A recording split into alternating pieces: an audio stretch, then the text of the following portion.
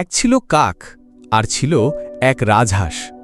একদিন কাকটি রাজহাঁসকে দেখে দুঃখ করে বলল, তুমি দেখতে কত সুন্দর, যদি আমিও তোমার মতো সাদা হতে পারতাম।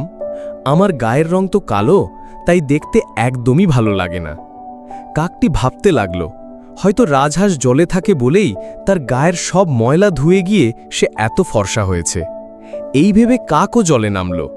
বার কয়েক ডুব দিয়ে সে পাড়ে উঠে এলো, কিন্তু আয়নায় মানে জলে নিজের দিকে তাকিয়ে দেখল সে এখনো আগের মতোই কালো। এবার কাকের মনে হলো শুধু ডুব দিলেই হবে না, রাজহাঁসের মতো তাকেও জলের মধ্যেই থাকতে হবে। সেই থেকে কাক দিন রাত জলেই কাটাতে লাগল। কিন্তু কাক তো জলের প্রাণী নয়, সে তো ডাঙায় উড়ে উড়ে খাবার খুঁজে খেত। জলে খাবার পায় না বলে সে কিছুই খেতে পারছিল না। অভাব, কষ্ট আর জেদের কারণে কাক দিন দিন দুর্বল হয়ে পড়ল। শেষে একদিন না খেতে পেয়ে সে মারা গেল।